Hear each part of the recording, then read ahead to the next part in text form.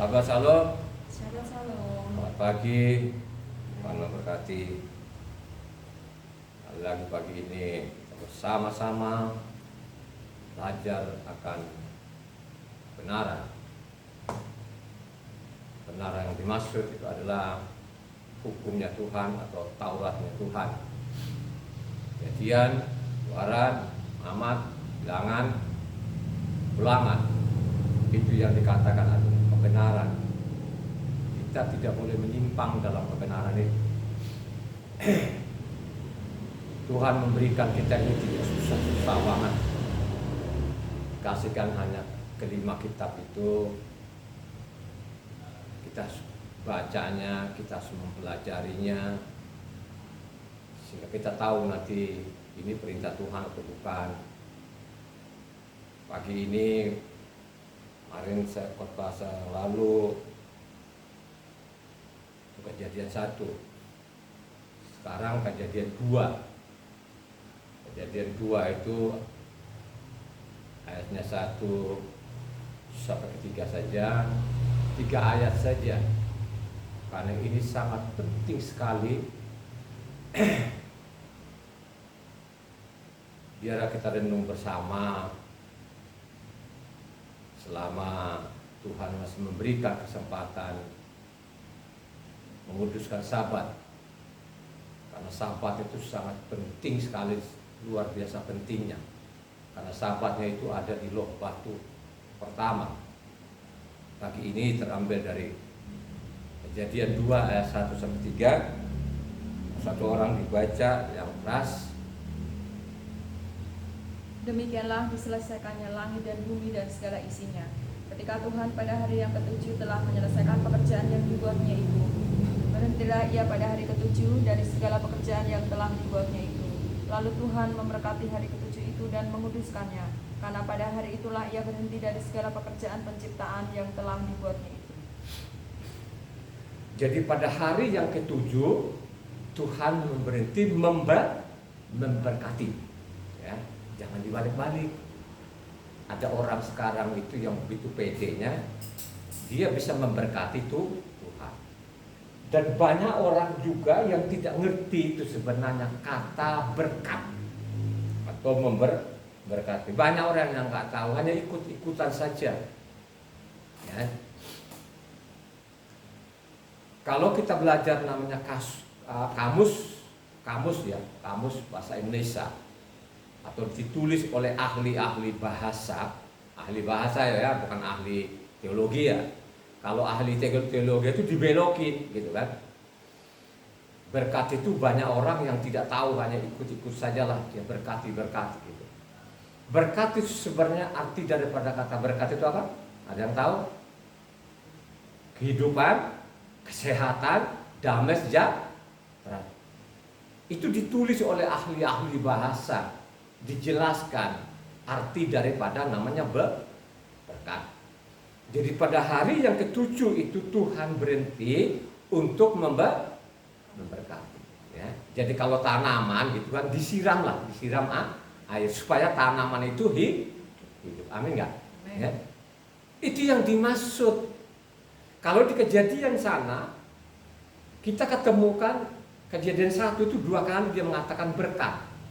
Kejadian 1 ayat 22 maupun ayat 28, coba dibaca. Kejadian 1 ayat 22 juga ayatnya 28. Itu di sana dia memberkati, yang dia berkati itu apa? Coba. Ayat 22 sama 28. Lalu Tuhan memberkati semuanya itu firman-Nya.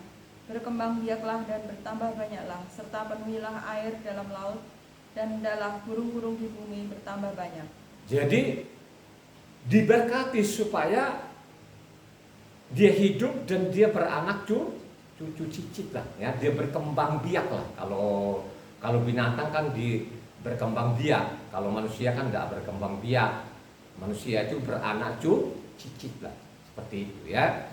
Jadi Tuhan itu memberkati hari yang ketujuh ya. Jadi hanya satu hari itu, hari ketujuh itu dia memberkati gitu loh ya, diberikan kehidupan. Nah, makanya kalau kita baca tuntas kitab suci itu, yang menguduskan hari Sabat itu Tuhan memberkati. memberkati loh ya. Jadi yang menguduskan Sabat itu ya, itu dia memberkati ya. Ini harus dicatat ya. Banyak orang yang sepelekan masalah Sabat.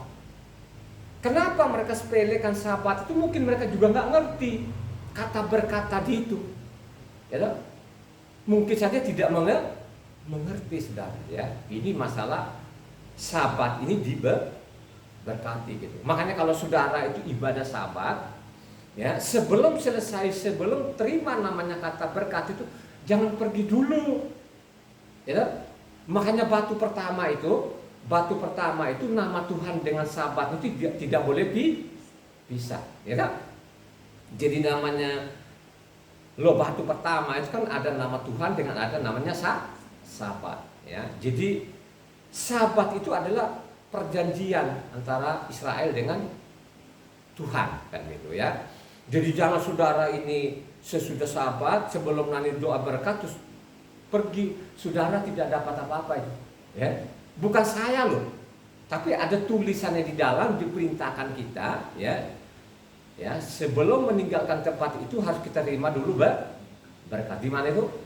Ulangan 6 ayat 22 27. Coba kita perhatikan di situ ya. Ini antara nama Tuhan dengan Sabatnya ini gak boleh terpisah loh saudara ya. Ini karena dia batu pertama loh. Coba baca Bilangan 6 ayat 22 sampai 27. Perhatikan itu. Ada kata berkat di sana kan, memberkati. Dikasih judul oleh Lembaga Kitab Indonesia ya.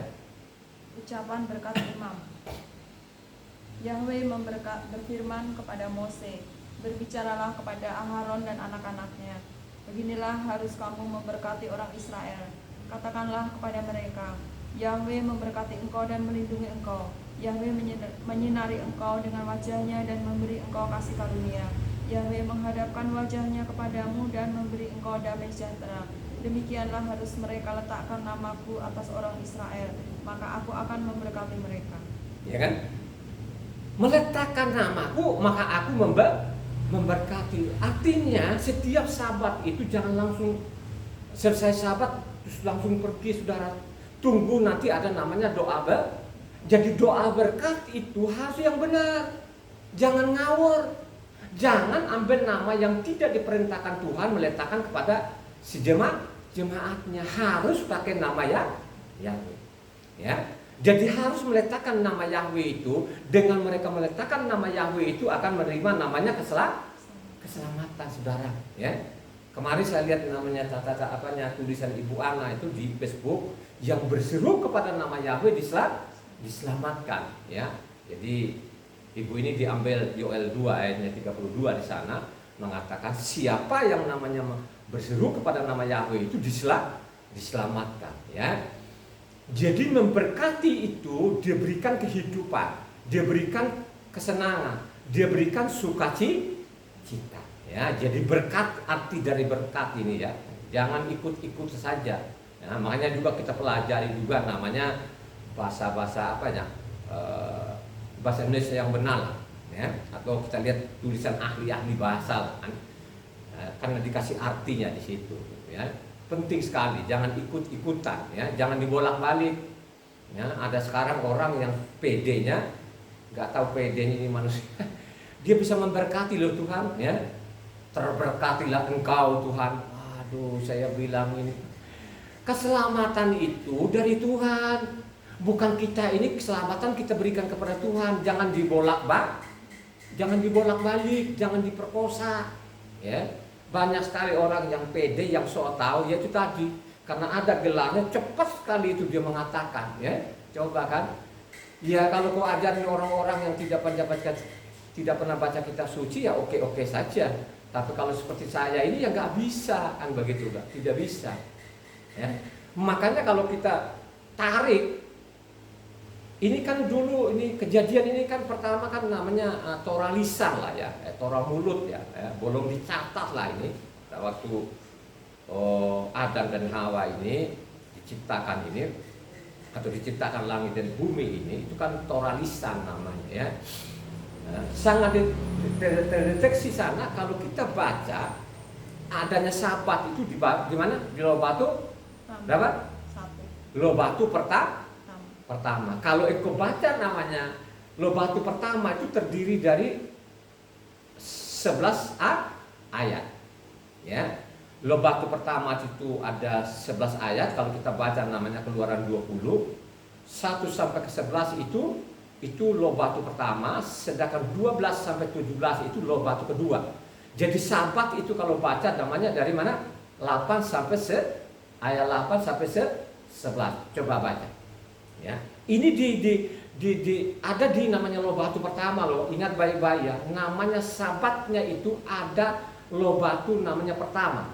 Kalau kita baca dari 8 sampai 11. Ingatlah dan kuduskanlah hari Sabat. 6 hari lamanya engkau akan bekerja dan melakukan segala pekerjaanmu. Tetapi hari ketujuh adalah hari Sabat Yahweh, Tuhanmu. Maka janganlah melakukan suatu pekerjaan. Engkau atau anakmu laki-laki, atau anakmu perempuan, atau hambamu laki-laki, atau hambamu perempuan, atau hewanmu, atau orang asing yang di tempat kediamanmu. Sebab 6 hari lamanya Yahweh menjadikan langit dan bumi, laut dan segala isinya, dan ia berhenti pada hari ketujuh. Itulah sebabnya Yahweh memberkati hari Sabat dan menguduskannya. Coba kan, ini kan dikasih link oleh lembaga kitab itu sendiri, Indonesia sendiri dikasih link namanya Kejadian 2, saudara, ayat 3, 1 sampai 3 tadi ini kan. Ini dikasih link, gitu kan. Ya, jadi dicatat lagi di situ di Loh Batu pertama, saudara. Ya. Ya, jadi Loh Batu pertama ini dicatatlah. Ya. Nah, berjalanlah waktu ini. Apakah manusia ini perhatikan Sabat enggak? Tidak kan? Ya. Kalau di sana kalau kita urut-urut lagi tadi Imamat 26 ayatnya 2, coba dibaca Imamat 26 ayat 2. Ini di Taurat loh, dicatat di Taurat loh saudara ya. Coba Imamat 26 ayatnya 2. Kamu harus memelihara hari-hari Sabatku dan menghormati tempat kudusku. Akulah Yahweh. Ya. Jadi Imamat 26 sendiri pun supaya kita namanya apa? Bersabat. Ya, bersabat. Itu kalau kita baca di Imamat itu dibagi 2. Ayat 1 sampai ke 13 itu berkat, sedangkan 14 sampai 40-an itu namanya kutuk. Benar gak ya? Imamat 26 itu dibagi 2. Ya. Coba kalau kita lihat dari 1 sampai ke 13 itu kata berkat. 15 sampai 40-an itu 14. Hah? 14. Loh. Itu 46 itu kan 26 itu kutuknya itu panjang sekali loh. 1 sampai 13. Ya 1 sampai 13 itu berkat. 14 sampai ke 40-an itu ya 46 ya. Ya. 46 itu namanya kutuk ya. Jadi siapa yang nyatakan namanya tidak menguduskan Sabat berarti namanya kena kutuk. Paham nggak sampai situ? Ya. Jadi sangat jelas di situ ditulis lagi di Imamat itu ya, harus namanya menguduskan menghormati Sabat. Jadi kata Sabat ini yang ya kata Sabat ini banyak sekali loh saudara. Ini khotbah saya hari ini saya tidak terlalu mendetilin gitu loh. Kalau terlalu mendetil kan panjang ini khotbahnya, lama kan begitu kan? Ya. Jadi saya ambil saja yang penting-penting itu supaya jemaat itu mencatatnya, ya. Mencatat karena penting sekali namanya Sabat ini. Ya. Di luar sana ya sudah mereka tidak peduli. Ya. Saya ini kan mencatat Sabat ini sudah berapa tahun ini loh ya. Setiap Sabat itu saya catat semua. Yang menguduskan hari Sabat itu akan selamat. Yang menghina namanya hari Sabat itu akan dihukum mati ya.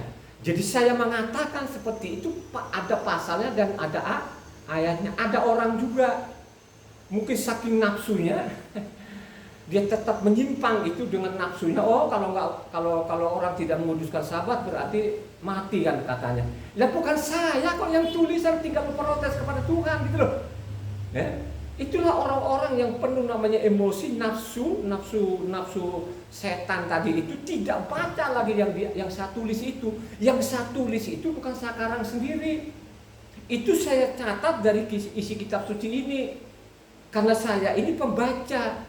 Makanya tahun ini tahun 2023 sudah 1 kali lagi saya habiskan. Hari ini sudah selesai lagi. Dari Kejadian sampai Wahyu. Tuh. Tahun 2023 pun sudah saya dari Kejadian sampai Wahyu hari ini, berarti 14 hari.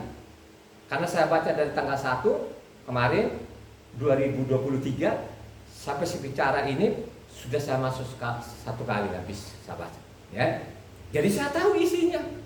Ya, makanya kalau saya mendetil, satu-satunya Sabat ini yang diulang-ulang. Ya, diperingatkan kepada manusia supaya tidak boleh meninggalkan Sabat. Karena Sabat itu sangat penting. Karena ini hari yang dia berkati, saudara, ya. Jadi kalau kita baca tadi sangat jelas tadi itu imamat, ya. Jadi yang memperoleh berkat itu orang-orang yang menguduskan Sabat, ya, yang menguduskan Sabat, ya. Beda namanya kalau kita tarik terus di sana sampai terakhir ini perjalanan namanya orang Israel ini dari kitab Taurat, surat-surat maupun kitab para nabi itu tercatat di sana di Nehemia 13 kalau engkau baca, ya, itu marah sekali Nehemia itu bagaimana orang-orang Israel ini mulai menyimpang dari Sabat, ya. Coba kita urut dulu sampai ke ujung di situ tuh, ke ujung karena sudah terakhir lah, ini kan termasuk namanya Nehemia itu surat-surat. Jadi surat-surat ini terakhir di Nehemia ini, Nehemia 13 ayat 15-18, agak cepat dibaca. Pada masa itu kulihat di Yehuda orang-orang mengirik memeras anggur pada hari Sabat. Pula orang-orang yang membawa berkas-berkas gandum dan memuatnya di atas keledai. Juga anggur, buah anggur dan buah ara dan berbagai muatan yang mereka bawa ke Yerusalem pada hari Sabat. Aku memperingatkan mereka ketika mereka menjual bahan-bahan makanan. Juga orang Tirus yang tinggal di situ membawa ikan dan berbagai barang dagangan dan menjual itu kepada orang-orang Yehuda di hari Sabat, bahkan di Yerusalem. Lalu aku menyesali pemuka-pemuka orang Yehuda, kataku kepada mereka, kejahatan apa yang kamu lakukan ini dengan melanggar kekudusan hari Sabat? Bukankah nenek moyangmu telah berbuat demikian, sehingga Tuhan kita mendatangkan seluruh malapetaka ini atas kita dan atas kota ini? Apakah kamu bermaksud memperbesar buka yang menimpa Israel dengan melanggar kekudusan hari Sabat? Kalau sudah remang-remang di pintu-pintu gerbang sampai 18 saja. Apakah kamu ini mau tambah lagi? Mau tambah lagi malapetaka ini dicatat oleh namanya apa? Nehemia, saudara, ya. Ya, bagaimana perjalanan bangsa ini dari generasi ke generasi mulai menyimpang, saudara, ya. Kalau sudah menyimpang itu artinya kena malapetaka. Tadi mengatakan Imamat 26 ayat 2 yang menguduskan namanya Sabat itu dia Tuhan menyelamatkan, saudara, ya. Dan diberikan namanya kehidupan. Beda di catatan yang namanya Nehemia ini 13 ayat 18 sana, khususnya 18 itu. Apakah kalian mau tambah lagi malapetaka? Bukankah nenek moyangmu ini melakukan kejahatan seperti itu, akhirnya ditimpa kita malapetaka, ya. Coba kan. Jadi Sabatnya itu kekal.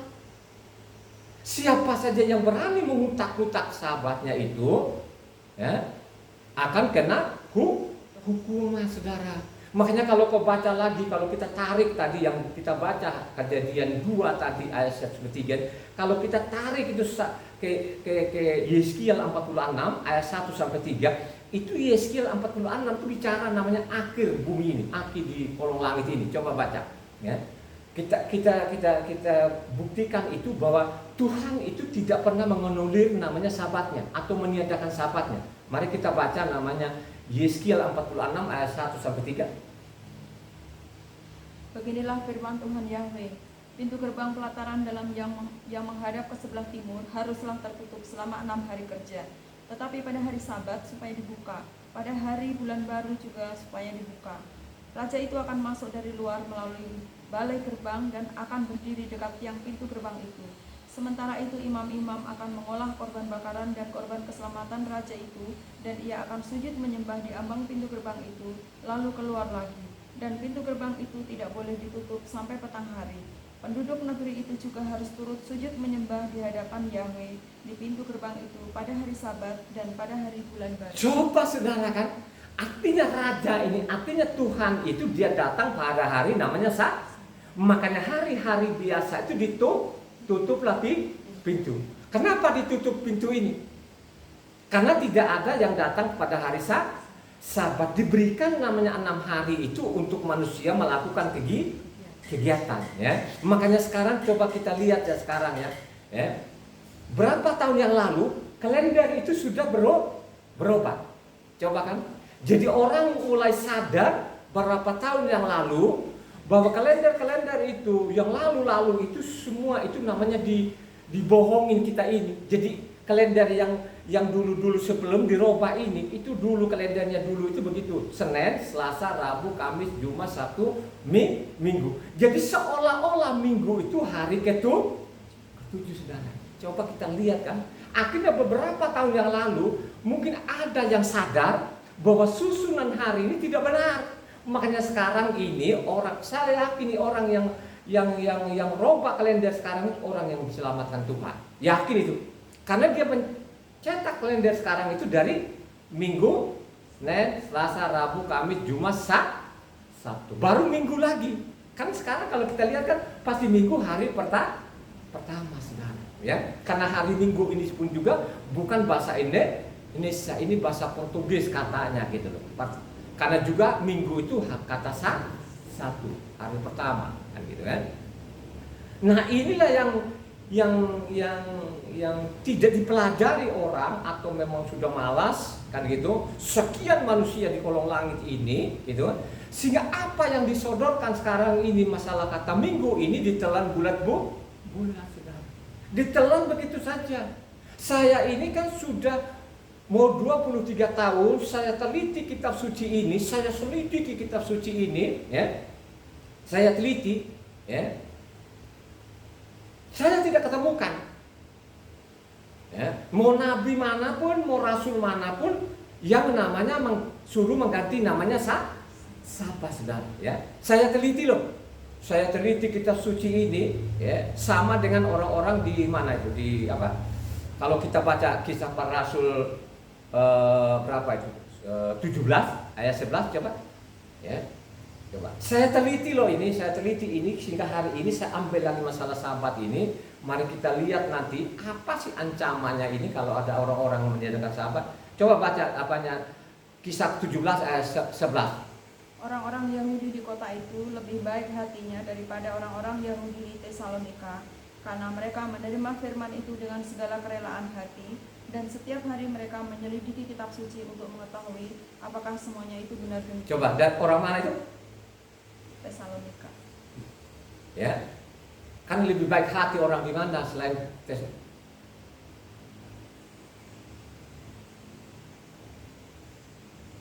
Gibeon.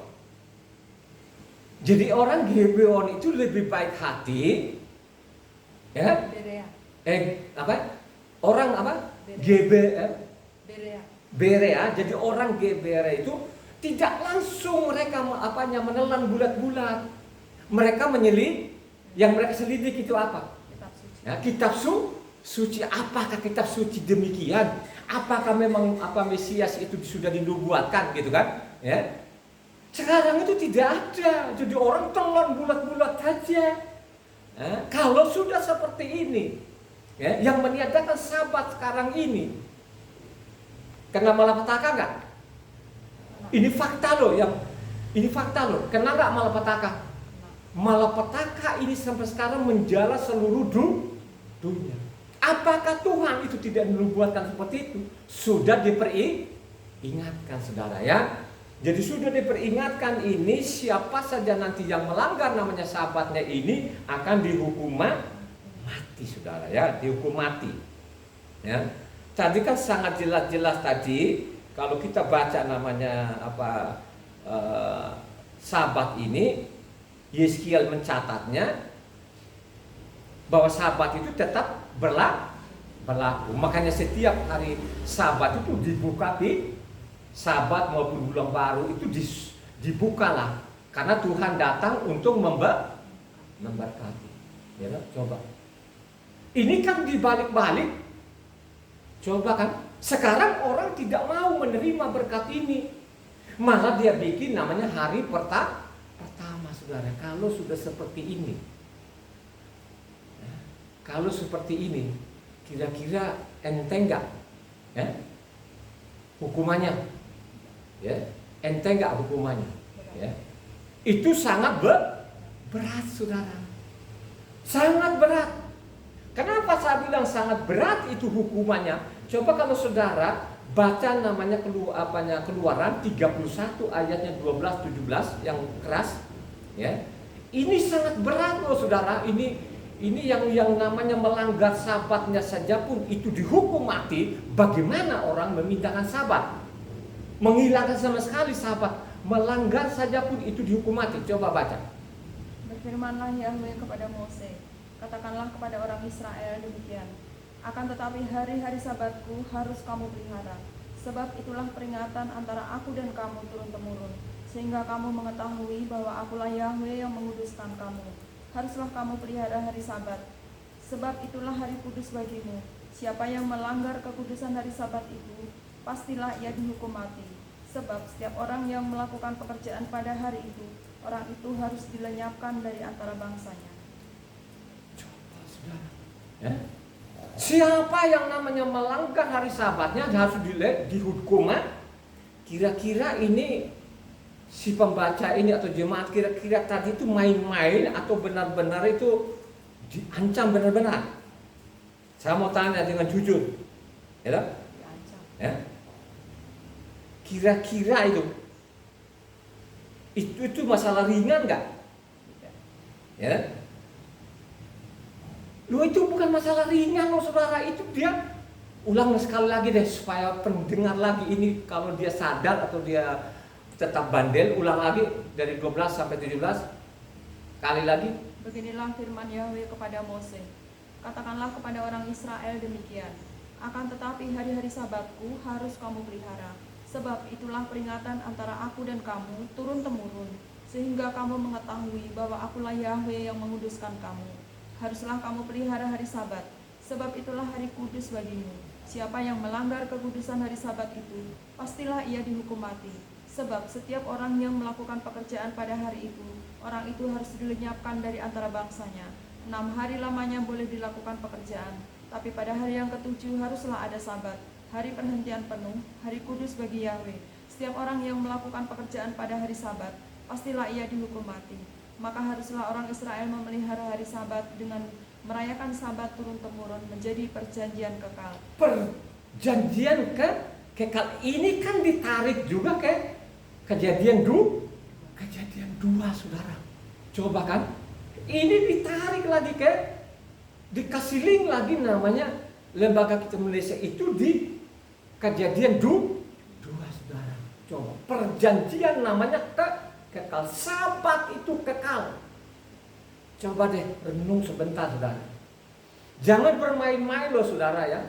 Ya, jangan bermain-main namanya Sabatnya ini. Makanya saya mengatakan di Loh Batu pertama itu ya ada nama Tuhan dan ada Sabat saudara ya. Ditukiklah Loh Batu pertama itu ditukik loh, bukan ditulis pakai tinta, ditukik. Ya, ini jari Tuhan loh, bukan jarinya Mose. Ini jarinya Tuhan menukik di Loh Batu pertama. Coba bayangkan saja, kalau engkau tinggalkan Sabatnya, terus kau ganti hari pertama, ini gimana sih? Ya, coba saudara renungkan ini loh, gak main-main loh saudara. Karena katanya itulah tanda perjanjianku dengan Israel. Makanya dia bilang itu Sabat itu kekal saudara. Ya. Kekal loh. Ya. Coba lanjut lagi Bilangan 15 ayatnya 32, 36. Bilangan 15, 32, 36. Ketika orang Israel ada di padang gurun, di Didapati merekalah seorang yang mengumpulkan kayu api pada hari Sabat. Lalu orang-orang yang mendapati dia sedang mengumpulkan kayu api itu menghadapkan dia kepada Mose dan Aharon dan segenap umat itu. Orang itu dimasukkan dalam tahanan oleh karena belum ditentukan apa yang harus dilakukan kepadanya. Lalu berfirmanlah Yahweh kepada Mose, orang itu pastilah dihukum mati. Segenap umat Israel harus melontari dia dengan batu di luar tempat perkemahan. Lalu segenap umat menggiring dia keluar tempat perkemahan. Kemudian dia dilontari dengan batu sehingga ia mati, seperti yang difirmankan Yahweh kepada Mose. Jadi siapa yang melanggar itu namanya dilempari batu, dihukum mati. Terus kalau dipindahkan gitu loh. Karena sangat jelas tadi yang kita dengar tadi, Keluaran 31 tadi itu namanya tanda perjanjian saudara. Tapi berjalanlah waktu, bangsa Israel itu melanggar saudara. Melanggar saudara. Ini kita bicara dulu namanya orang Israel. Coba. Ini kita bicara loh. Orang Israel. Bagaimana tingkah lakunya ini akhirnya mereka kena malapetaka ya. Malapetaka yang mereka alami apa? Dibunuh, dibuang saudara ya. Maka tercatatlah di sana, kalau engkau baca, tercatatlah sana Yeskiel 20 ya. Yeskiel 20 ayat 11 12 coba dibaca. Yeskiel 20. Ini kan berjalanlah waktu ini manusia ini makin ngawur loh sebenarnya ini mengawur dan ngawur. Coba baca namanya Yeskiel 20 ayat 11 12. Di sana aku memberikan kepada mereka ketetapan-ketetapanku dan memberitahukan peraturan-peraturanku, dan manusia yang melakukannya akan hidup. Hari-hari Sabatku juga aku berikan kepada mereka menjadi peringatan di antara aku dan mereka, supaya mereka mengetahui bahwa akulah Yahweh yang menguduskan mereka. Ini kan sebenarnya kan tegur namanya ke orang Israel ini, ya, karena tingkah lakunya mereka makin tidak karuan itu di pembuangan loh saudara. Yeskiel ini ada orang-orang sudah dibuang. Makanya kalau kau baca 13-nya di bawah, ayat 13-nya. Tetapi kaum Israel memberontak terhadap aku di padang gurun. Mereka tidak hidup menurut ketetapan-ketetapanku, dan mereka menolak peraturan-peraturanku, yang kalau manusia melakukannya ia akan hidup. Mereka juga melanggar kekudusan hari-hari Sabatku dengan sangat. Maka aku bermaksud tidak mencurahkan amarahku ke atas mereka di padang gurun, tidak membinasakan mereka. Coba ini kalian ini nggak baca nggak kitab suci? Kok sampai sekarang ini kok makin jahat saja kalian ini. Kalau kau baca tuntas namanya apa? Yeskiel itu berapa pasal Yeskiel? 48 pasal saudara. Ini dalam pembuangan. Coba kan Sabat itu tanda perjanjian antara namanya Israel dengan Tuhan. Makanya diulang lagi di bawah 1920. Diulang lagi sama persis di atas itu tadi yang sebelahnya 1920. Akulah Yahweh Tuhanmu. Hiduplah menurut ketetapan-ketetapanku dan lakukanlah peraturan-peraturanku dengan setia. Kuduskanlah hari-hari Sabatku sehingga itu menjadi peringatan di antara aku dan kamu, supaya orang mengetahui bahwa akulah Yahweh Tuhanmu. Coba saudara. Ya. 21. Tetapi anak-anak mereka memberontak terhadap aku. Mereka tidak hidup menurut ketetapan-ketetapanku dan tidak melakukan peraturan-peraturanku dengan setia. Sedang manusia yang melakukannya akan hidup. Mereka juga melanggar kekudusan hari-hari Sabatku. Maka aku bermaksud mencurahkan amarahku ke atas mereka untuk melampiaskan murkaku kepadanya di padang gurun. Coba. Makanya saudara coba kau baca namanya Yeskiel 20 dengan tuntas. Harus tuntas loh saudara. Ya. Bagaimana tingkah lakunya mereka ini, bangsa Israel ini berontak kepada Tuhan. Itu pemberontakan namanya. Kalau kau langgar Sabatnya, itu pemberontakan. Coba saudara. Ya, kalau sudah seperti itu, apakah Tuhan mengampuni? Coba saudara. Ya. Kalau kau baca selanjutnya selanjutnya, bagaimana ini bangsa ini Israel itu menyepelekan, menganggap enteng atau menganggap ringan namanya sabatnya. Coba saudara baca Yeskiel 22 ayat 8.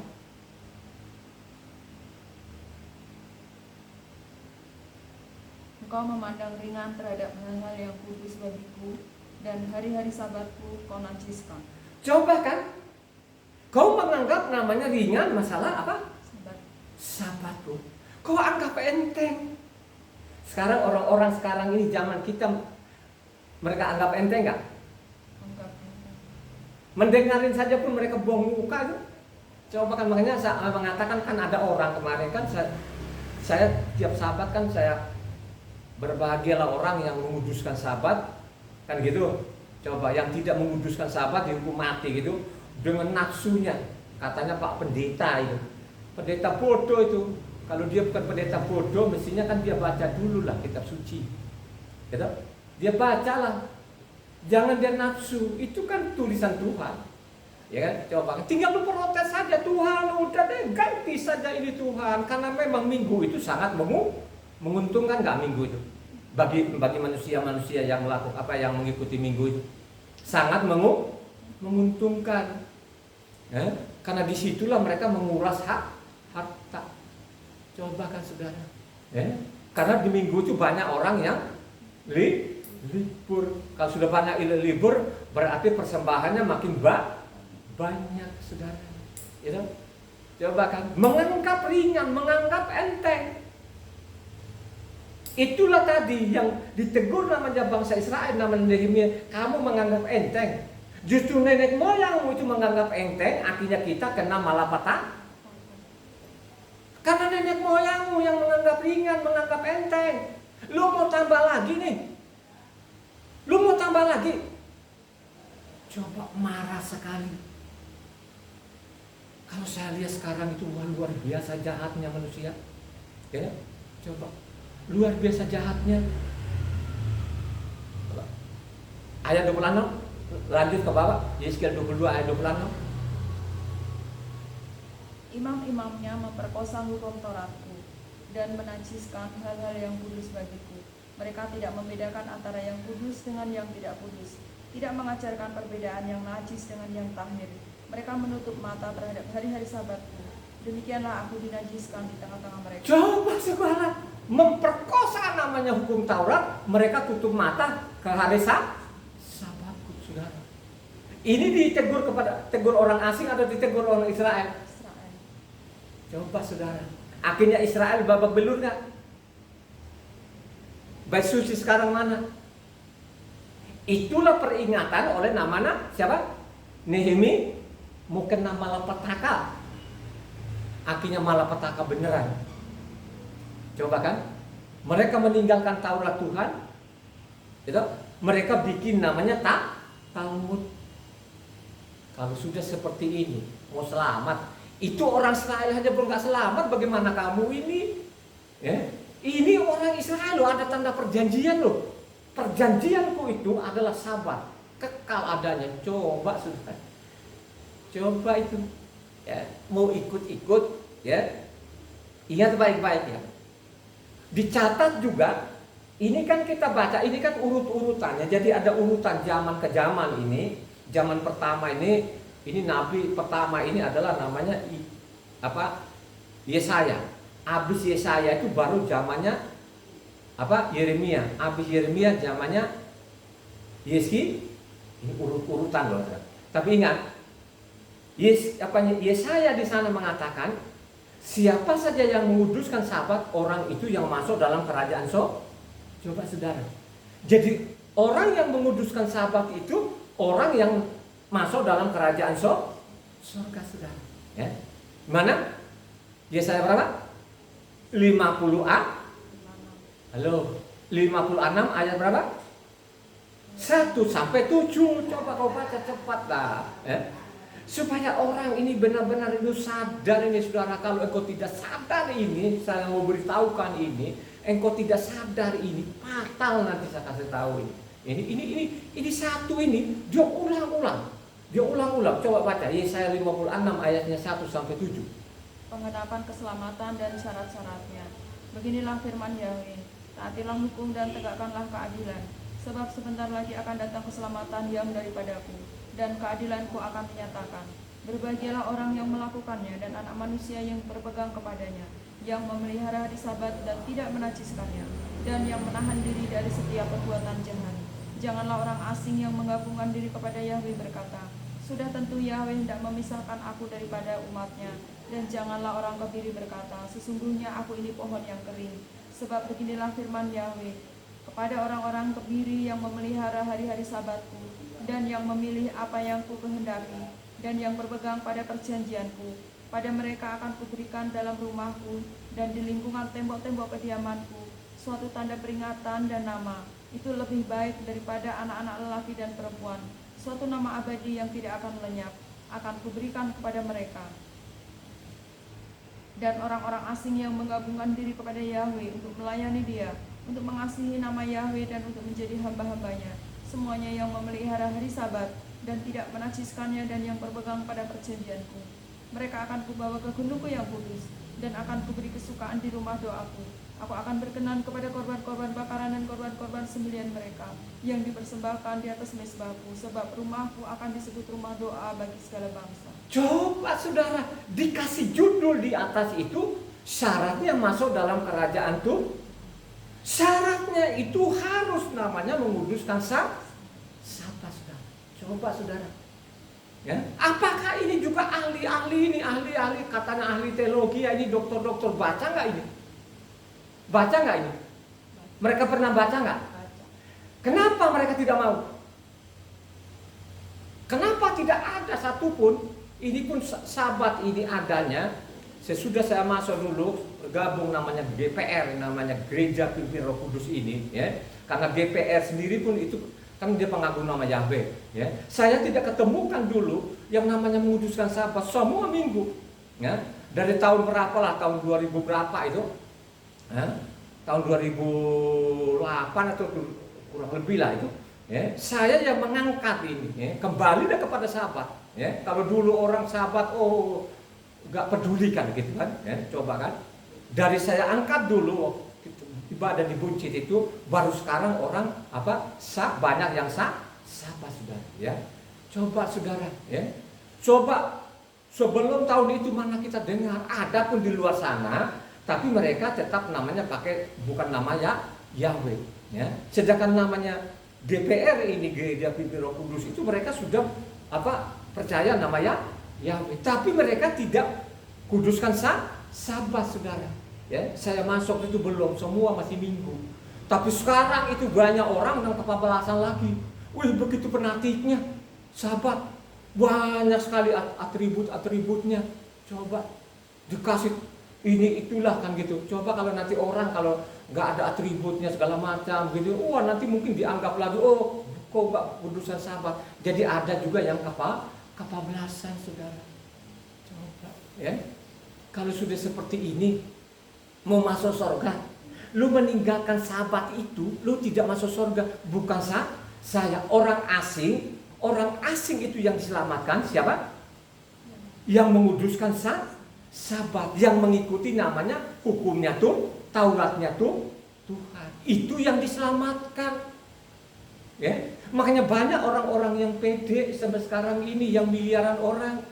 Kami miliaran. Coba, karena kami miliaran, Tuhan pasti ikutin kemauan kami katanya. Kami diberkati kok Tuhan. Berkati bagaimana? Lu karena malapetaka dan lain sebagainya kok diberkati. Berkati itu keselamatan, dilindungi. Orang memperoleh berkat itu orang dilindungi Tuhan. Dijaga keluar masuknya. Diberkati engkau pada waktu engkau luar, diberkati engkau pada waktu engkau Artinya orang ini dilindungi. Halo? Ya. Kami tetap diberkati, tapi mati nggak karu-karuan. Belum juga umur masih kecil udah mati, kena malapetaka, bencana. Coba, apakah itu diberkati? Itulah yang mengatakan dokter-dokter itu dia hanya ikut-ikutan, dia tidak tahu kata berkat. Coba saudara, terberkatlah engkau. Kurang ajar sekali. tadi itu. Itulah anak-anak iblis. Ya. Coba, iblis itu coba-coba berkuasa kepada Tuhan, saudara. Ya, makanya banyak kan saya bilang tadi di orang-orang pendidikan, banyak yang bodoh. Ya. Ada lagi yang lebih bodoh lagi kemarin itu waktu dia kasih sama saya kejadian itu. Lihat ini kan katanya Yakob bergulat dengan Tuhan. Dia tidak baca yang benar. Kalau dia baca yang benar, itu malaikat bergumul dengan itulah sekarang saking tidak ngertinya itu, tidak baca lengkap, seolah-olah mereka lebih berkuasa kepada Tuhan. Akhirnya karena mereka lebih berkuasa dengan Tuhan, akhirnya mereka mengganti Sabat, saudara. Kalau sudah seperti ini mau selamat, mau selamat bukan saya loh. Itu ada tulisannya. Coba, ya, tanda perjanjian, ya. Memperkosa mereka ini, mereka menutup mata hari-hari Sabat. Coba, ini kan dikecam namanya bangsanya sendiri, biji matanya bangsa pilihannya. Ini bukan pilihan, saudara, ya. Jongos yang diselamatkan, kalau engkau menguduskan Sabat. Makanya kalau engkau tarik Galatia 4 ayat 45, coba ini orang-orang yang sok-sokan ini, yang di mimbar ini, coba baca namanya di Galatia 4 ayat 4 sampai 5. Tetapi setelah genap waktunya, maka Tuhan mengutus anaknya yang lahir dari seorang perempuan dan takluk kepada hukum Taurat. Ia diutus untuk menebus mereka yang takluk kepada hukum Taurat, supaya kita diterima menjadi anak. Coba kan renungkan itu. Dia datang di bumi, diselamatkan kepada siapa? Takluk kepada Taurat itu ada Sabat nggak? Itulah yang dikatakan tadi Yesaya 50a. Kami ditebus Yesus, katanya dengan darah Yesus. Saya ketawa-ketawa.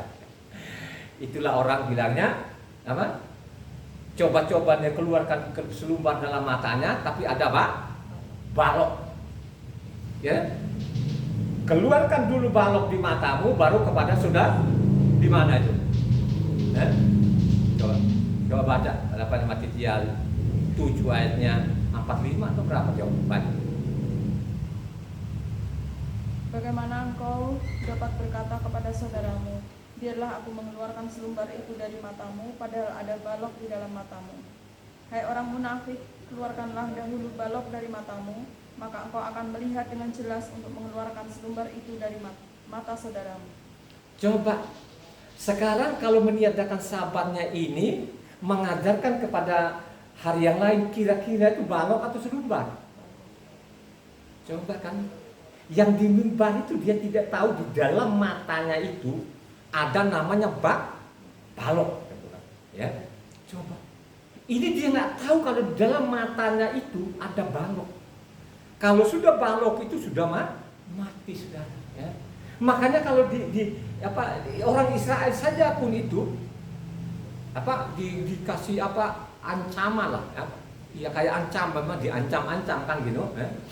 Makanya orang Israel sendiri pun zaman Yesaya, ini kok bangsa ini susah banget sih, ya? Kok susah banget sih menangkap perintah Tuhan. Coba baca di Yesaya 29 ayat 11.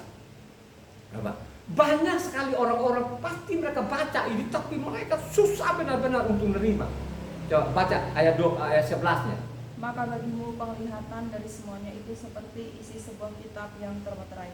Apabila itu diberikan kepada orang yang tahu membaca dan mengatakan, baiklah baca ini, maka ia akan menjawab, aku tidak dapat sebab kitab itu termeterai. Coba kan, kenapa termeterai itu? Karena ada balok dalam Kalau selumbar kan kecil itu masih, tapi kalau balok kan ketutup sama sekali kan. Sehingga setiap mereka baca pun tadi itu masalah ada ancaman, masalah Sabat tidak peduli. Karena itu Sabatnya tidak menguntungkan. Minggu sangat menguntungkan. Karena yang mereka incar sekarang itu bukan namanya menaburkan namanya kebenaran, makanya mereka menguras namanya harta orang, saudara. Coba. Ya, karena minggu itu banyak orang yang bawa persembahannya. Kan dobel-dobel kan minggu itu. Ada persembahan yang sekarang itu lebih canggih apanya. Kan dikasih kantong. Ya. Kalau aslinya kan taruh di depan lah, di peti kan. Tapi sekarang lebih menggila, disodorkan ke orang itu, saudara. Mau tidak mau kan, sekalipun di dalam hati tidak mau beri, karena memang nanti dilihat di tetangganya nggak baik. Akhirnya dimasukin juga, saudara. Itulah yang terjadi, ini fakta. Jadi bikin rumah ibadah itu bukan orang mengajari yang benar. Coba menyesatkan. Ini kan yang saya bacakan, yang kita belajar bersama hari ini kan hari yang Tuhan betul-betul perintahkan tidak boleh ini, ya, karena ditukik loh batu kedua, loh batu pertama, sorry, saya bilang luar biasa loh, saudara, ya. Coba banyak orang yang tidak ngerti, jadi namanya kasihilah sesama manusia seperti kasihlah Tuhanmu dengan segenap hatimu, dengan segenap jiwa. Kasihlah sama manusia seperti dirimu sendiri, ya. Coba urayanya di mana? Urayanya itu kasih Tuhanmu itu dengan segenap urayanya dari mana? Keluaran 20 ayat 1 sampai ke 11. Halo. Begitu juga lah kasihlah sama manusia, urayanya di mana? 12 sampai 17. Kan gitu kan? Ya coba Ulangan 6 ayat 5. Kan kasihlah sesama, kasih Tuhanmu dengan segenap hati, dengan segenap jiwa, dengan seakal budimu. Coba. Kasihlah Yahweh Tuhanmu dengan segenap hatimu dan dengan segenap jiwamu dan dengan segenap kekuatanmu. Jadi urayanya dia di batu pertama, termasuk namanya sahabatnya. Nah, kalau engkau meninggalkan sahabatnya berarti tidak mengasihi itu. Kira-kira mengasihi Tuhan enggak? Tidak mengasihi. Ini sangat jelas. Begitu juga lah kasihilah sama manusia seperti dirimu sendiri. Kalau engkau baca Imamas 19 ayat 18. Ayat 18.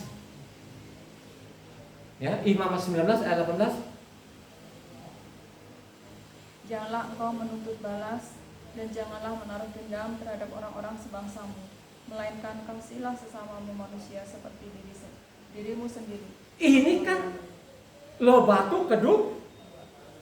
Yang ini yang disimpangkan lagi di Injil, disimpangkan lagi.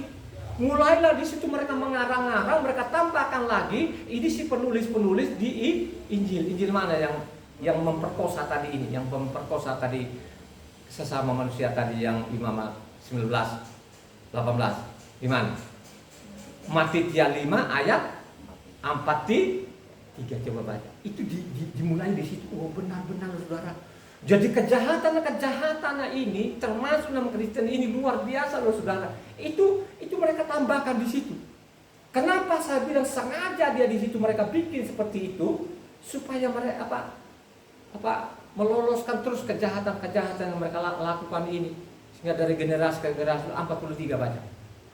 Kamu telah mendengar firman, kasihlah sesamamu manusia dan bencilah musuh. Coba ada yang tertulis kasihlah sesama manusia, bencilah musuh. Apakah tadi yang kau baca itu di Imamas 19 18 begitu bunyinya? Tidak. Kalau sudah seperti ini kejahatan enggak? Kenapa kamu bilang jahat? Karena mereka anggap itu namanya suruh membencimu. Sedangkan namanya ajaran Yesus, kata orang Kristen. Ajaran Yesus itu kasih. 48 baca. Saya mengatakan ini mereka taktik-taktiknya ini, Kristen ini termasuk ini yang mereka bikin seperti ini. Sehingga mereka sekarang benci namanya Taurat. Sehingga mereka benci namanya sahabat ini. Karena sangat jelas di situ 44-nya. Baca. Tetapi aku berkata kepadamu, kasihlah musuhmu dan berdoalah bagi mereka yang menganiaya kamu. Coba saudara, kalau di sana ada tertulis, makanya aku akan perintahkan supaya kamu kasih dia musuhmu. Disinilah letakannya. Akhirnya makin jahat manusia, tapi tidak merasa jahat. Ayo, apalagi sekarang kalau ada doktornya, profesornya, wow, manusia nggak nyentuh tanah lagi kayaknya. Yang mengajari kami doktor, profesor, ini sekolahnya luar negeri. Akhirnya mereka meninggalkan perintah tuh musuhnya Tuhan nggak itu? Mau ikut namanya profesor seperti itu. Ini banyak loh profesor sekarang dengan gagah perkasaan. Ya. Hari pertama tidak diberkati oleh Tuhan. Ya. Makanya dikasih minggu saudara. Ya. Kalau kau baca lagi di sana, berbahagialah orang yang menguduskan Sabat. Kalau engkau baca namanya tadi, kita kembali lagi tadi kita para nabi ini, Yesaya 58 13 14. Yesaya 58 ayatnya 13-14. Apabila engkau tidak menginjak-injak hukum Sabat dan tidak melakukan urusanmu pada hari kudusku, apabila engkau menyebutkan hari Sabat hari kenikmatan dan hari kudus Yahweh hari yang mulia, apabila engkau menghormatinya dengan tidak menjalankan segala acaramu dan dengan tidak mengurus urusanmu atau berkata omong kosong, maka engkau akan bersenang-senang karena Yahweh, dan aku akan membuat engkau melintasi puncak-puncak bukit-bukit di bumi dengan kendaraan kemenangan. Aku akan memberi makan engkau dari milik pusaka Yakob bapa leluhurmu, sebab mulut Yahweh lah yang mengatakannya. Coba sekarang, akan engkau bersenang-senang kalau engkau namanya menguduskan harsa. Ada seorang dokter, seorang dokter bilang, bukan begitu. Memberkati. Jadi memang si dokter dungu ini bodoh ini dia nggak membedakan, ya. Maka kenapa saya ngambil namanya berbahagia, kan gitu kan? Supaya orang lebih kalau namanya berkat kan bermacam-macam orang tafsirkan, ya. Mungkin berkat karena saya dapat uang banyak, ya, saya diberkati dan lain sebagainya, ya. Mau kawin nggak ada suami pun saya diberkati oleh Tuhan, kan gitu kan? Saya ambil itu supaya orang lebih paham. Datanglah si dokter ini. Ya, mungkin dia sudah nggak ngerti kata berkat itu memang dia nggak ngerti, ya, nggak ngerti.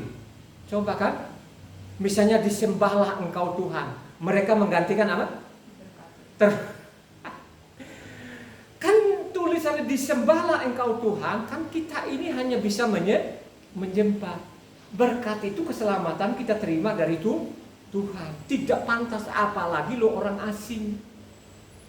Anaknya sendiri dia tidak pernah memberkati bapaknya yang memberkati anaknya.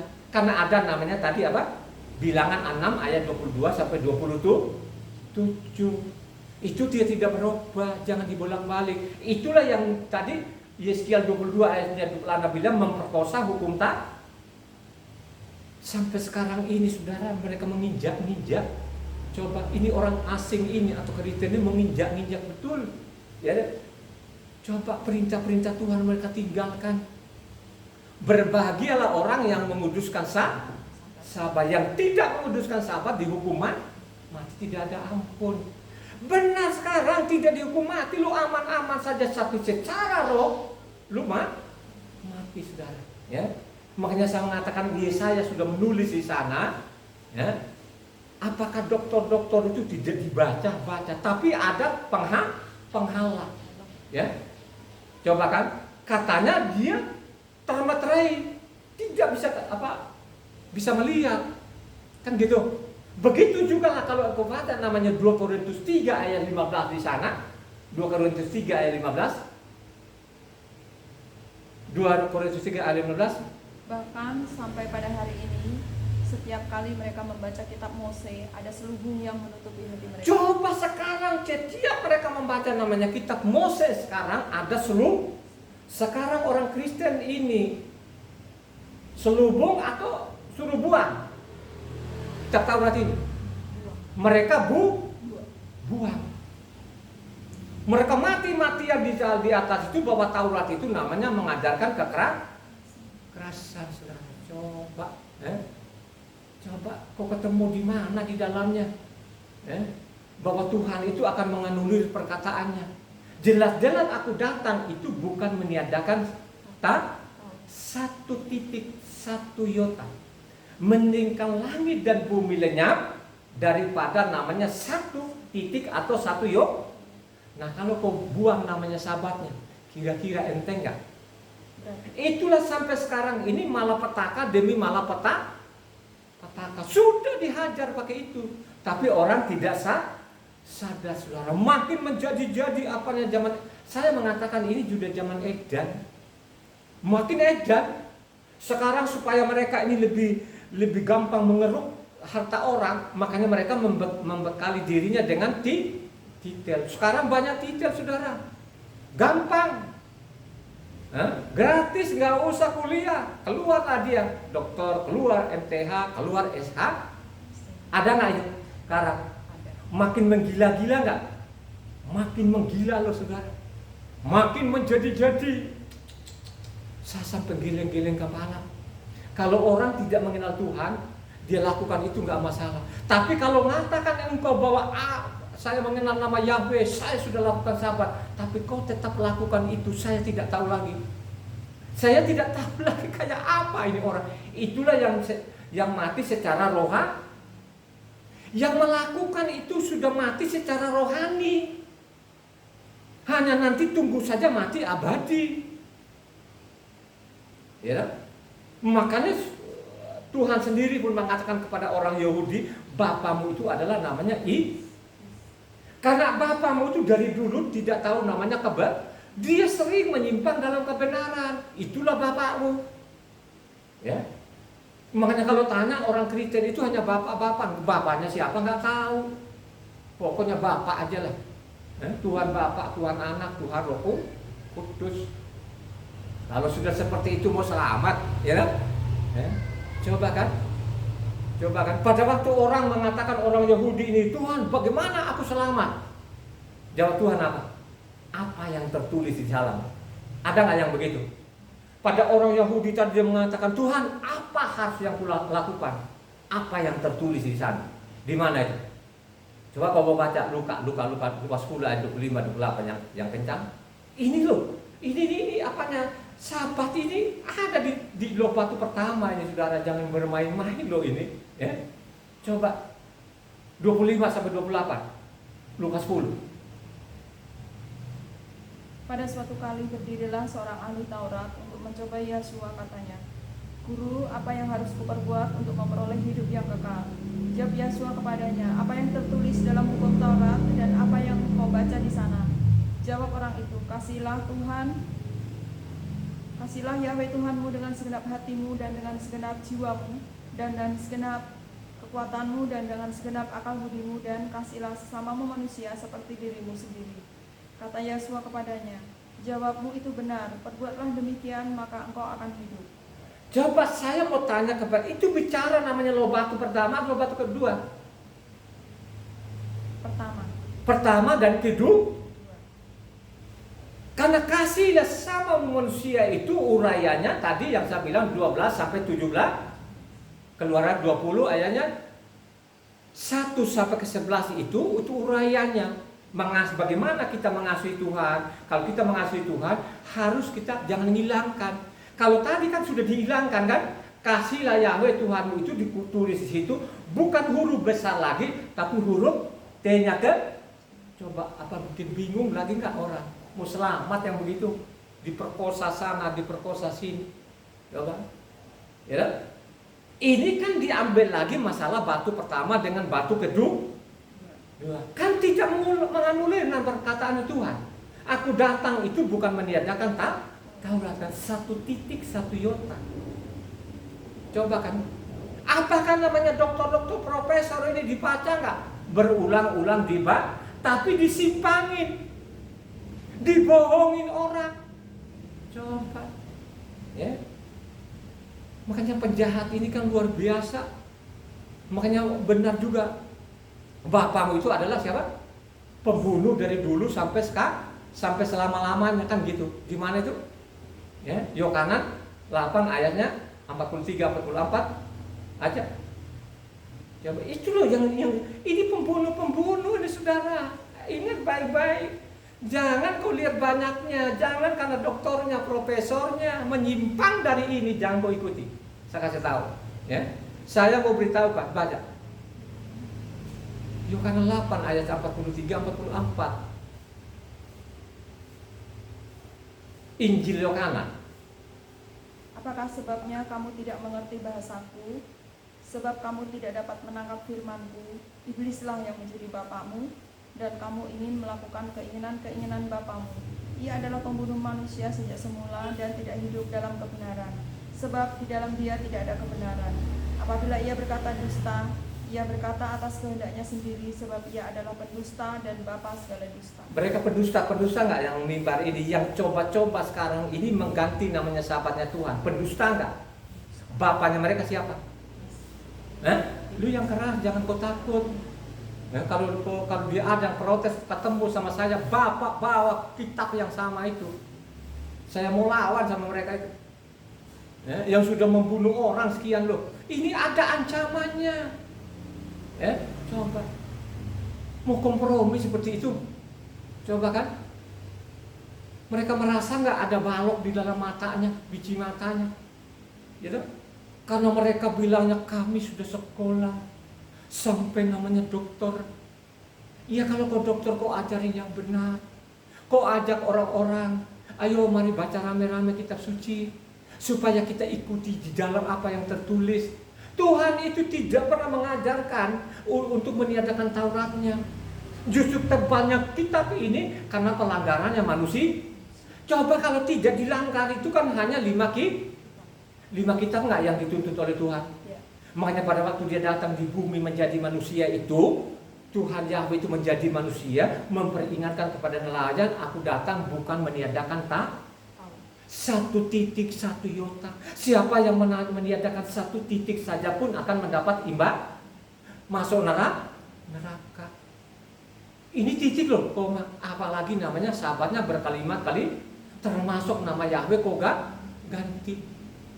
Coba kan, lu kira hidup itu, ya? Tapi ingat loh, ya? Dia peringatkan juga pada waktu Yesua, ya? Coba kan, jangan pada waktu suatu saat nanti ada kesesakan yang luar biasa. Kata Tuhan Yesua sendiri, suatu saat nanti ada kesesakan yang luar biasa. Berdoalah kalian pada waktu kamu melarikan diri, jangan pada hari Sabat. Coba, ya. Di mana itu? Ya. Matius 24. Ya kan? Ayat 20. Coba diperingatkan loh ini, jangan sampai kamu kena pada hari Sabat. Ya, coba saudara. Mengatakan ini pesan terakhir kepada murid-muridnya, suatu saat nanti ada namanya kesesakan yang luar biasa. Ya. Kamu berdoa supaya tidak jatuh pada hari namanya dingin musim sama-sama. Benar nggak itu? Berdoalah supaya waktu kamu melarikan diri itu jangan jatuh pada musim dingin dan jangan pada hari Sabat. Coba Tuhan itu disuruh minggu nggak ya? Tidak. Supaya tidak jatuh pada hari namanya atau hari tidak ada. Coba saudara. Mereka menipu orang, mereka menggampangkan, mereka meringankan, mereka menyepelekan saudara. Ya, tapi tunggu waktunya ini si pembuat kejahatan ini sudah dari generasi ke generasi nanti akan dihukum. Makanya kita diperingatkan kita supaya kita jangan banyak jadi guru. Kalau jadi guru tuh lebih berat di mana itu? Coba Yakub 3 ayatnya 1 sampai 3 kalau nggak salah. Coba Yakub 3 baca dari awal ayat 1. Yakob yang di luar negeri sana kan di King James namanya James. Saudara-saudaraku, janganlah banyak orang di antara kamu mau menjadi guru. Sebab kita tahu bahwa sebagai guru kita akan dihakimi menurut ukuran yang lebih berat. Coba lebih berat, makanya seorang guru itu harus mempelajari namanya kitab suci. Sehingga apa yang tertulis di dalam diajarkan kepadamu muridnya. Jadi namanya guru itu sudah ada namanya buku panduannya. Jadi buku panduan itu tidak boleh namanya guru ngarang-ngarang sendiri. Tidak boleh. Gitu loh. Itu namanya guru yang baik. Ingat baik-baik, jangan rame-rame loh. Nanti hukumannya lebih berat loh. Si pendusta-pendusta ini yang di meja, yang di mimbar ini, yang sampai saat ini yang meniadakan sahabatnya ini, tunggu waktunya akan benar-benar dihukum seberat-beratnya. Anaknya saja pun dihukum seberat-beratnya. Anaknya bangsa Israel itu, sampai namanya Yerusalem itu, bait suci itu yang dibangun oleh Salomo yang begitu megahnya, sampai bersih sampai saat ini. Nah, apalagi lo ini orang asing ini. Coba kan, Tuhan lu ganti namanya, sahabatnya lu ganti, nama orang-orang lu ganti semua, gimana sih? Ini kan jahat sekali. Coba, ini sangat jahat loh. Coba bayangkan ya, kalau kita baca namanya Luka 4 ayat 16-17, setiap sahabat itu dia datang sana, bukan nganga-nganga loh, bukan datang sahabat itu suruh minggu. Dia datang sana, dia bawa kitab Moses dan kitab para nabi, dia mengajar pada hari sahabat. Coba baca namanya Luka 4 ayat 16-17. Ia datang ke Nazaret tempat dia dibesarkan, dan menurut kebiasaannya pada hari Sabat ia masuk ke rumah ibadat, lalu berdiri hendak membaca dari Alkitab. Kepadanya diberikan kitab Nabi Yesaya, dan setelah dibukanya ia menemukan nas di mana ada tertulis, Roh Yahweh ada padaku, oleh sebab ia mengurapi aku dan untuk menyampaikan kabar baik kepada orang-orang miskin, dan ia telah mengutus aku. Dan dulu mereka pun juga tetap dan mereka pakai pun juga tidak ada kitab lain. Kitabnya namanya Moses dan kitab para nabi. Saudara coba. Nah, kebiasaannya dia, bukan kebiasaan memang dia yang memerintahkan supaya namanya mencatat sabat. Coba. Kalau sudah biasa, makanya taktiknya Kristen ini, kenapa sih nama Tuhan diganti? Oh, rupa-rupanya supaya betul-betul mereka terpisah dari namanya ajaran Mose. Iya, kalau benar-benar mereka ganti 100% nggak ada masalah. Tapi mereka saling ganti nama Tuhan, ganti nama orang. Coba, ini kan kejahatannya yang luar biasa. Coba, coba, bukan sahabat saja mereka hilangkan. Nama-nama orang ini coba diganti semua. Masa sih Yakob jadi James? Luar biasa, benar jahat betul si Kristen ini. Wah, itulah Kristen-Kristen yang tidak baca. Coba sekarang ini. Tunggu suatu saat nanti ini yang banyak-banyak. Hai kamu yang miliaran-miliaran orang, tunggu waktunya, saya kasih tahu saja. Kalau engkau tidak dengar ini, kau tidak catat ini, suatu saat nanti engkau akan mengalami siksaan yang luar biasa. Saya mau beritahu Pak ya. Nah, kenapa saya mengatakan pada waktu Yerobeam itu dia bikin ibadah baru, ya, itu ratusan tahun baru mereka betul-betul mengalami penderitaan yang luar biasa sampai saat ini. Ya. Makanya namanya apa? 9 suku itu hilang. Ya. 9 suku itu hilang. Bukan 10. Hilang, kan masih ada Yahuda, Benyamin, masih ada namanya Lewi. Imam-imam itu kan keturunan Lewi. Nah, jadi 9 suku itu hilang. Coba kan, gara-gara tadi tidak mendengar, karena katanya yang memerintahkan kami udah dokter-dokter raja loh, ya kan, bikin anak sapi. Akhirnya apa? Berapa ratus tahun kemudian baru babak belur, ya. Nah, sekarang lagi ini orang asing ini tunggu, ya kan? Coba kalau kau baca lagi Sabat itu di Kisah Para 13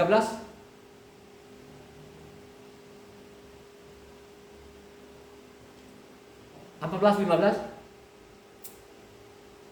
kita lihat kan, ini kan tidak pernah mereka menganulir ini sabatnya ini kan gitu, tidak pernah meniadakan. Masih terbaca di situ Kisah Para 13 ayat 14-15. Dari Perga mereka melanjutkan perjalanan mereka, lalu tiba di Antioquia di Pisidia. Pada hari Sabat mereka pergi ke rumah ibadat lalu duduk di situ. Setelah selesai pembacaan dari hukum Taurat dan kitab nabi-nabi, pejabat-pejabat rumah ibadat menyuruh bertanya kepada mereka, "Saudara-saudara, jikalau saudara-saudara ada pesan untuk membangun dan menghibur umat ini, silakanlah." Coba kan, Mereka tetap sabat dan mereka tetap namanya kitab para Mose dan kitab para nabi, saudara. Di mana?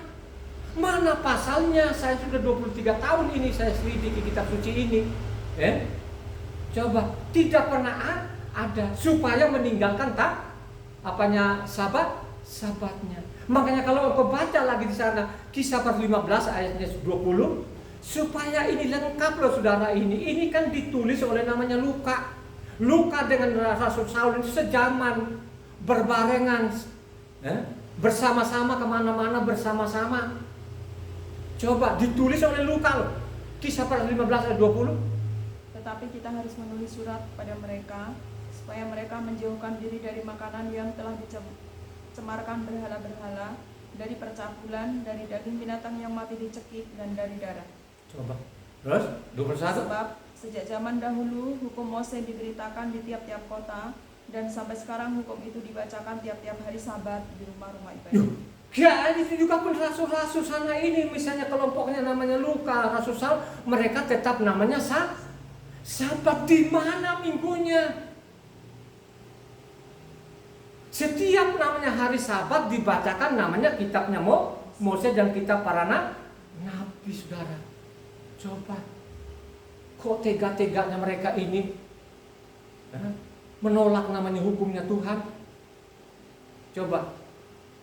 Begitu juga lah Kisah 17 ayat 1-3. Saul dan Silas mengambil jalan melalui Amfipolis dan Apolonia dan tiba di Tesalonika. Di situ ada sebuah rumah ibadat orang Yahudi. Seperti biasa, Saul masuk ke rumah ibadat itu. 3 hari Sabat berturut-turut ia membicarakan dengan mereka bagian-bagian dari kitab suci. Ia menerangkan kepada mereka dan menunjukkan bahwa Mesias harus menderita dan bangkit dari antara orang mati. Lalu ia berkata, inilah Mesias, yaitu Yahsua yang kuberitakan kepadamu. Jadi setiap Sabat itu bawalah namanya kitab para nabi atau kitabnya Mose dan kitab para nabi. Ini loh pasalnya, ayatnya sudah dinubuatkan, benar-benar terjadi. Jadi itulah Mesias sudah ada. Tidak ada buku yang lain. Ada buku yang lain enggak? Sudah pakai enggak? Yang otaknya orang Kristen itu, tiap mereka baca itu, karena memang tadi sudah ada balok dalam matanya. Jadi yang mereka anggap rasul-rasul itu pakai namanya Matitia sampai dia tidak berpikir itu adanya namanya Injil 300 tahun kemudian baru dibukukan. Karena memang di sana itu tidak ada perintah baru, tidak ada. Itu hanya nelayan ini mencatat apa yang dilakukan Tuhan Yesus waktu ada di bumi, nggak ada yang lain. Apalagi mereka suruh meninggalkan Taurat, tidak mungkin mereka berani. Karena sudah dinasehati kepada mereka, saya datang bukan meniadakan satu titik dan satu yota. Kenapa dia datang di bumi ini? Karena Israel sudah makin menyimpang. Dia buktikan sendiri di dalam bahwa sudah dinubuatkan oleh namanya nabi-nabi itu dia akan menjadi manusia. Kenapa dia harus mati? Kenapa dia harus mati? Dia harus menggenapi perkataannya sendiri bahwa dia Tuhan yang hidup. Dia nubuatannya dia sendiri pun itu dia buktikan melalui kematiannya. Aku sekarang hidup, aku sudah hidup sampai saat aku bangkit, hidup sampai selama-lamanya. Itu yang dimaksud. Coba ini kalau yang begini-begini ini mau selamat. Kisah para 18:34-5 pun juga tulis juga Kisah 18. Dan setiap hari Sabat Saul berbicara dalam rumah ibadat dan berusaha meyakinkan orang-orang Yahudi dan orang-orang Yunani. Ketika Silas dan Timotius datang dari Makedonia, Saul dengan sepenuhnya dapat memberitakan firman, di mana ia memberi kesaksian kepada orang-orang Yahudi bahwa Yahsua adalah Mesias. Sudah Mesias sudah datang sesuai namanya nubuatan Mose dan kitab para nabi. Begitu nggak ajaran itu? Saya yakin itu yang mereka ajarkan. Tidak pernah ada orang di sana, ini sudah ada perjanjian baru, itu omong kosong, tidak benar. Salah tafsir. salah menangkap. Ya. Makanya pada waktu dituding bahwa dia sudah ini yang bikin sekte, mau bikin aliran, dituding sama Rasul Saul. Akhir Rasul Saul sendiri pun membantah, saya tidak ada aliran baru. Saya tidak perintahkan orang untuk bikin perjanjian baru. Saya keliling sana kemari meyakinkan orang bahwa yang dinubuatkan oleh namanya Mose dan kita para nabi benar-benar sudah datang namanya Mesias. Gak pernah ada dalam benaknya sedikit pun itu untuk namanya meniadakan Taurat atau bikin namanya perjanjian baru atau ajaran baru. Tidak pernah ada. Ya, ini bikinan manusia, ini pembunuh tadi ini yang di mimbar ini, dokter profesor namanya ini yang membunuh orang, ya, gitu kan? Akhirnya semua ditinggalkan namanya hukum-hukumnya tuh Tuhan, ya. Nah, ketahuan di mana bahwa Rasul Saul itu dituding dan dia sendiri pun membantah. Mari kita buktikan nanti di situ. Baca namanya Kisah Para Rasul 21 ayat 19 21 ayat 19-20. Saul memberi salam kepada mereka lalu menceritakan dengan terperinci apa yang dilakukan Tuhan di antara bangsa-bangsa lain oleh pelayanannya.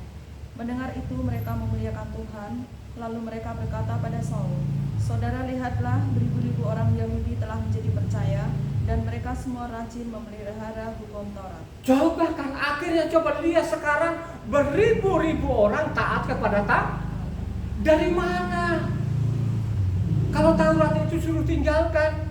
Ini kan kejahatan dari mimbar ini orang Kristen ini dari generasi ke generasi mengajari orang yang tidak benar. Ya. Makanya coba kita lihat lagi kalau kita baca selanjutnya di bawah ayat 23-24, bagaimana dia melakukan perintah hukum Taurat. Coba, bagaimana Rasul Saul ini benar-benar dia tidak meninggalkan namanya hukumnya Tuhan, tapi dia patuh kepada Tuhan. Mari kita baca di 23-24-nya. Sebab itu lakukanlah apa yang kami katakan ini. Di antara kami ada 4 orang yang bernazar. Bawalah mereka bersama-sama dengan engkau. Lakukanlah pentahiran dirimu bersama-sama dengan mereka dan tanggunglah biaya mereka sehingga mereka dapat mencukurkan rambutnya. Maka semua orang akan tahu bahwa segala kabar yang mereka dengar tentang engkau sama sekali tidak benar, melainkan bahwa engkau tetap memelihara Taurat. Lu apa lagi ini? Nyata-nyatanya diikuti namanya hukumnya tuh, dia patuhi namanya hukumnya tuh, Tauratnya tuh Tuhan kita para nabi. Ya? Coba supaya orang melihat, supaya orang buktikan bahwa engkau tidak menyimpang dari hukumnya Mose. Begitu kayak kamu tangkap ini orang-orang cerdas. Amin. Ya. Beda lagi terus dia dibawa. Ini orang-orang yang penuh nafsu tadi yang menuding-nuding dia, kedapatan dia di situ 28-29. Lanjut ke bawah yang Kisah 21 28-29. Sambil berteriak, "Hai orang-orang Israel, tolong. Inilah orang yang di mana-mana mengajar semua orang untuk menentang bangsa kita dan menentang hukum Taurat dan tempat ini. Dan sekarang ia membawa orang-orang Yunani pula ke dalam bait Tuhan dan menajiskan tempat suci ini. Sebab mereka telah melihat Trofimus dan dari Efesus sebelumnya bersama-sama dengan Saul di kota, dan mereka menyangka bahwa Saul telah membawa dia ke dalam bait Tuhan." Jadi inilah otak-otaknya yang pendek, sumbunya pendek ini, penyiasat di mimbar. Kalau dia baca di situ saja, seolah-olah Rasul Saul membelot atau membawa sudah tinggalkan. Tapi kita lihat dari atas saja, makanya dibaca lengkap namanya Kisah Para Rasul 21. Karena ini kan sudah ditangkap sama dia, masukin penjara. Makanya di sana dituding lagi, datang lagi untuk dihukum sama dia ini. Kalau engkau baca namanya di Kisah 24 ayatnya 56, coba kan. Ini tetap dituding. Telah nyata kepada kami bahwa orang ini adalah penyakit sampar, seorang yang menimbulkan kekacauan di antara semua orang Yahudi di seluruh dunia yang beradab, dan bahwa ia adalah seorang tokoh dari sekte Nasrani. Malahan ia mencoba melanggar kekudusan bait Tuhan. Oleh karena itu kami menangkap dia dan hendak menghakiminya menurut hukum Taurat kami. Jadi inilah yang tersebar tadi dari dulu waktu ditulis ini sampai saat ini, seolah-olah namanya Rasul Saul itu bikin ibadah perjanjian ini dungu. Banyak si dungu-dungu ini yang di mimbar sampai sekarang, ya, mereka tidak merasa dungu, ya kan?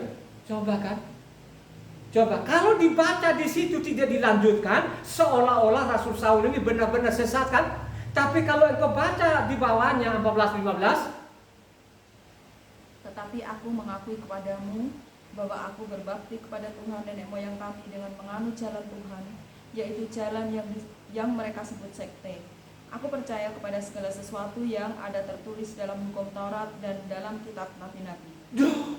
Ini kan dia bilang saya tidak tetap patuh namanya kitab Moses dan kitab para nabi. Aku nggak ada ibadah baru, ya kan?